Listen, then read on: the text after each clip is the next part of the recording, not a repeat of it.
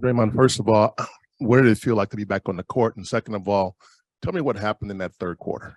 It's great to be back out there. You always want to be out there fighting with the guys, and to come out with that win tonight was huge. The third quarter, I think we really locked in on the defense side of the ball. That team scored 41 points in the first quarter, and we said at halftime, like, all right, we got the defense under control. Now they scored 24 points in the second quarter, but let's come out and let's tie both ends together. Let's use our defense to fuel our offense. We got the matchups that we wanted to get on the offensive end, and we were patient. And, when we could get stops and not play against a set defense every time, totally different team. Dante said that one of the things that you did and you do pretty consistently is you remind everybody, don't overreact. Do not overreact. Why is that so important? You overreact and you get out of character. We've been down against this team before, 17 points, 20 points, you name it. And, with the pace of the NBA today, you can come back from down 30, no problem, because you're going to have enough possessions. And so it's really about staying even keel, sticking to the game plan. We come out, you're plugging off Matisse Thybulle. He goes 5 for 6 from three. He hits those first, 3 or 4 threes. It's easy to overreact, but he's 5 from 6 from three, and Damian Lillard's 2 for 7 from three. What it does to the defense is totally different than if Dame's 5 for 6 from three, because now you're overreacting. Everybody's, you're sending 2 and 3 guys, and other guys are getting open shots. And so really with the, just stick to the game plan, understand, and I think I'm in a position to say that because I know this coaching staff. I know when they put specific game plans together, it works. I've seen it work year after year, playoff run after playoff run. When they lock in and put a specific game plan together, we want to guard guys this way. We want to make this guy score and not let this guy. When they do that, it works. And, Coach told us before the game, like, hey, we're going to try this game plan, and this is more like a playoff game plan for us. And you come out in the first half, Houston Rockets hit all the threes, and you stay the course. Not switch your defense, not get away from what you wanted to get to. And we did that. And, second half, it was a totally different game. Draymond, Steve said he feels like things have come together, a chemistry and energy. Even when you guys have been missing Steph, Andrew, you for some time, the others stuck with it and kept their heads above water. And tonight, Kuminga or Dante or whoever it's been. How impressed are you with how you guys have kind of withstood some of those challenges? Very impressed. You lose Steph and things are already rocky. It's very easy to continue to go the wrong way. It's very easy to pout, feel sorry for yourself. I said to the guys on the bench against the Clippers, like, nobody's going to feel bad for us. And we don't need anybody to feel bad for us. We know what it takes. We know the guys that we have in this locker room and what we're capable of. Very happy to see guys stick with it like guys have. You get a Dante coming here, a JaMychal coming here, and, the expectation is we're going to win. It'll be smooth sailing, and that's just that. The reality is no championship season is smooth sailing. No season is smooth sailing. And it's very hard to win. It's very hard. And so, when you go through the adversity, you got to stay the course, because if you can, you come out on the other side of it a totally different team. You come out on the other side of it motivated. You come out on the other side of it stronger and together. And I think, we're doing that. Now, in saying that, we won 3 in a row games. I think 3 in a row at home. We took care of what we were supposed to take care of. We got 2 more games on this homestand. We need to close the deal. So I don't want to overreact, but there's been some good wins for us, and it's something we can build on. I guess this is following up to Janie's question, but for so long, the third quarter historically has been such a huge factor for you guys. Do these past 2 games, the way you closed out the other night, come back from tonight, give you little remnants of, even with a really different roster, just moments of past teams that you can kind of grasp onto and hopefully move forward? I don't think you're necessarily looking at it like, this feels like, the teams that were great in the third quarter, but what you figure out is, can the team withstand adversity? Quite frankly, this team has not. throughout the season. Now, you look at where we are and you say, done a pretty good job of withstanding it, but there's times where adversity have hit and we haven't responded well to it. That's growth, right? Like that's the growth you want to see. All of a sudden, adversity hits a couple games in a row and you respond the right way. That's where you want to be. And, it's game 62. So it's about time that you start turning that corner. When you got rookies at this point in the season, you're no longer a rookie. You got young guys, JK, you're no longer just in your second year. Like yes, you are in your second year, but the mistakes that you'd make at the beginning of the season, once you get to game 62, you're not given that same leash to make that mistake because you're young, and not just singling JK out, but just the first young guy that come to mind. And that growth is important. And you're starting to see the growth individually and collectively. And like I said, not going to overreact, but it is something we can build on.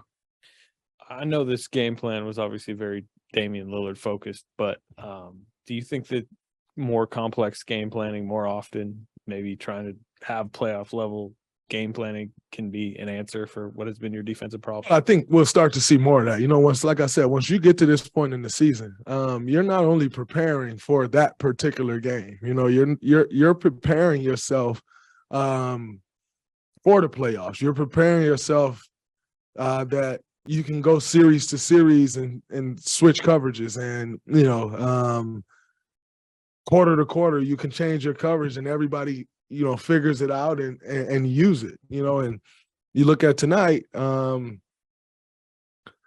we ended up settling into the defense that was working for us, but in the first half we were trying to figure it out. And so I think you will start to see more of that. That's kind of what's what the way it's been all these years. You come out of All-Star break, you got about 20, 25 games left. It's time to start locking in different playoff focus, playoff intensity, playoff game plans. And so I do expect to see a little more of that.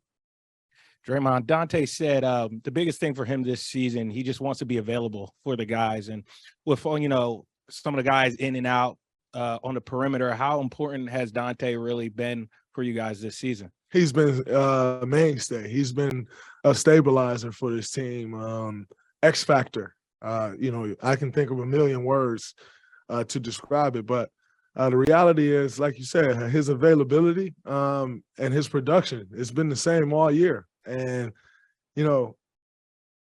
after, in the beginning, you're like, all right, cool, this is great. We probably got something here. Then after a while, that's just what you expect, and so, it's gotten to the point now where these are the things that you expect of Dante. And, he's been a great secondary ball handler for us. He's been an incredible wing defender for us, knocking shots down, getting to the paint. He's doing it all, and it's been great to see. Draymond, how confident are you that this can be a good defensive team and will be a good defensive team in the last 20 games? You've talked a lot this year about how that's obviously not been at the standard it was last season. But the fourth quarter there tonight and second half tonight, there were glimpses of it. Yeah, I mean, we know we're capable, but just like on the offensive end and defensive end, I always say this, you have to put it together. You have to create chemistry on the defensive end just like you create chemistry on the offensive end.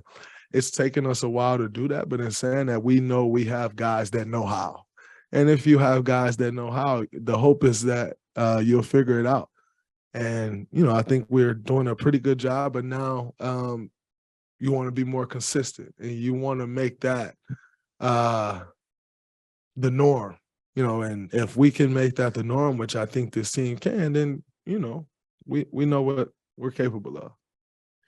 Draymond, Steve said that he likes the combination of Kuminga and Lamb. It opens up the game for Kuminga a little bit. You played with them a lot tonight. It was part of the third quarter. What do you like about that combination between the two of them? Well, I think number one is the size and length. Teams, you'll always hear, oh, man, those guys are too small. Quite frankly, when you have length, it's important. And, it covers up not being 7 feet, not being 6'10". And those guys have length. You have essentially two guys who are like 3-4s, but they can play off each other. You space Lamb, you get Kuminga working, the dunker, you get Kuminga working in the pocket. And that's where he's going to be most effective at this point in his career. And so I think, it's worked well tonight. It's been working well, and want to keep getting good stuff out of it. Hey, Draymond, over here. Ah. It's the last day of Black History Month, and I've been asking a couple of guys. Since, I don't celebrate Black History Month. Well, it's every day, 365. We know that. But my question, there was a legend in the house, George Clinton. You familiar with George Clinton? And do you have a favorite George Clinton song? What's crazy is I saw them earlier, and I took a picture, which was absolutely incredible. Favorite George Clinton song? I'm gonna have to go back to my Rolodex on that, as I don't listen to George Clinton every day. But what I do want to go back to is Black History Month. This is actually the first time you've seen me in a Black History Month shirt, all Black History Month. And it's very intentional. And I really just threw this shirt on because I didn't have another shirt to throw on. But Black History Month, at some point, can we get rid of it? At some point? Why we got to keep getting the shortest month to celebrate our history?